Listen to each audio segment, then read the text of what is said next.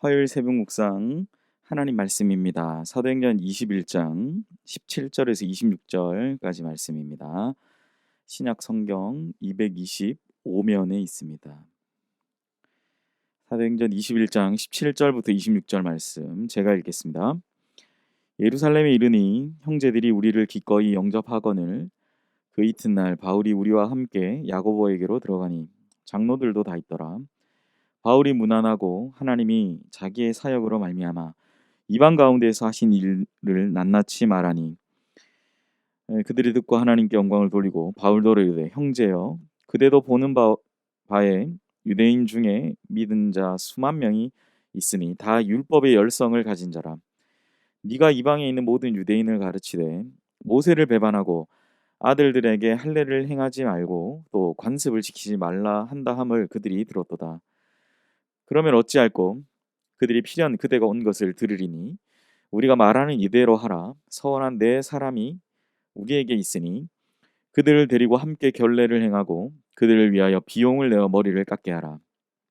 그러면 모든 사람이 그대에 대하여 들은 것이 사실이 아니고 그대도 율법을 지켜 행하는 줄로 알 것이라.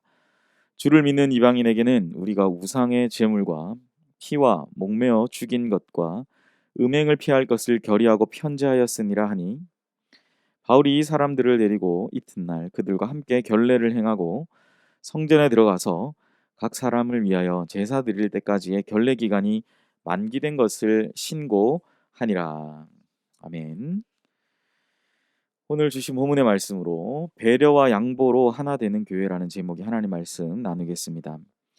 세상에 다양한 사람들이 있습니다. 그래서 때로는 옳은 일이라 할지라도 개인을 넘어서 전체를 생각하고 무엇보다 믿음이 연약한 자를 배려할 줄 아는 그러한 마음이 있어야 합니다. 그것이 하나님 나라의 덕을 위해서 배려하는 참으로 아름다운 믿음의 행동이라고 할 것입니다. 예수 그리스도를 믿는 그 믿음으로 말미암아 복음의 새 시대가 열렸습니다. 하나님은 이 새 시대를 살아가는 성도들에게 새로운 생활을 요구하셨습니다. 오늘 본문에서는 이방인의 사도로 부름받은 바울이 예루살렘에 도착하여 야고보를 만났다라고 말합니다. 바울은 예루살렘 교회 지도자인 야고보와 장로들에게 자신을 통해 하나님이 행하신 이방 사역들을 하나하나씩 보고합니다. 복음이 유대인들에게만 유효한 것이 아니라 이방인들에게도 큰 영향을 미치고 있다는 이러한 바울의 보고는 유대인 중심의 예루살렘 교회에 큰 충격과 또 도전이 되었습니다. 이방인을 향한 구체적인 복음의 증거들이 알려짐으로써 새 시대, 새로운 시대가 열렸음이 확증된 것입니다. 이 보고를 들은 예루살렘 교회 지도자들은 믿음으로 받고 하나님께 영광을 돌렸습니다. 그런데 오늘 본문엔 또 한 가지 또한 우려할 만한 문제가 발생했습니다. 예루살렘 교회에는 개종한 유대인들이 수만 명에 이르렀는데 그들은 모두 유대인으로서 율법에 열심 있는 자들. 그런데 이 새 시대가 열리고 이 새로운 시대에 예루살렘 교회라는 예수 그리스도를 믿음으로 고백하는 그곳에 그들은 새로운 시작을 하게 된 것이죠. 그런데 그들이 모두 유대인으로서 율법에 열심 있는 자들이었다라는 말이죠. 그들은 예수 그리스도를 영접했지만 아직도 여전히 유대교에서 그들이 살았던 그 틀을 계속 가지고 있었다라는, 완전히 벗어나지 못한 상태였습니다. 그래서 그들은 이방인들에게 복음을 전하는 바울에 대해서 오해했습니다. 바울이 이방에 있는 유대인들에게 또한 이방인들에게 예수를 믿게 된 그들에게 모세를 배반하고 할례를 행하지 말고 관습을 지키지 말라고 바울이 가르쳤다라는 오해죠.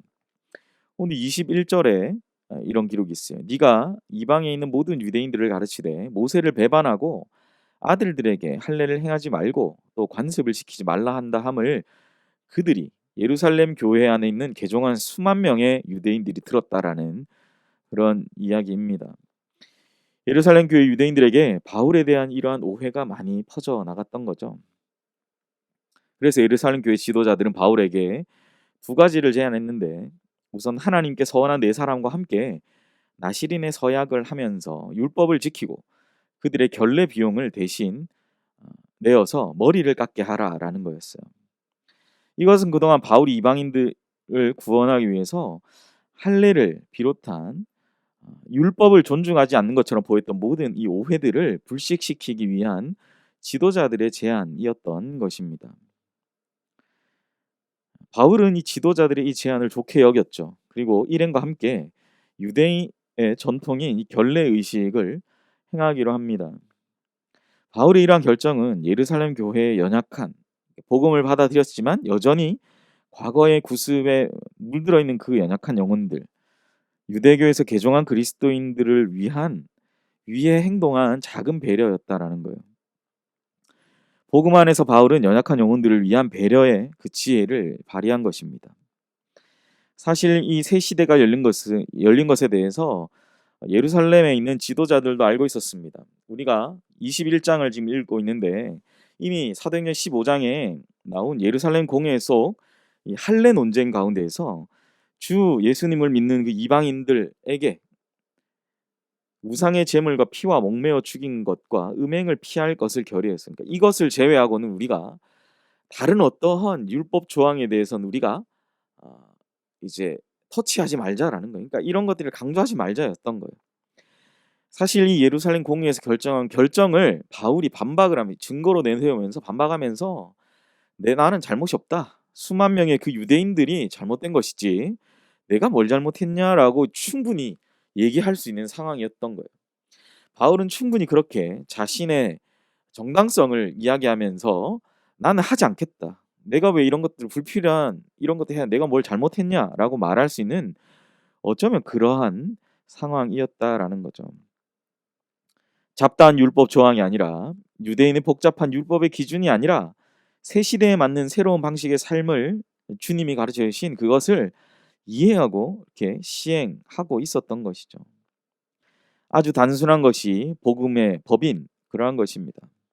그런데 바울은 어떻게 했습니까? 그 사람들에게 나는 잘못이 없다라고 따지고 나는 그래서 하지 않겠다라고 한 것이 아니라 예루살렘 교회가 결정한 그 결정에 순복하는 모습을 보이죠.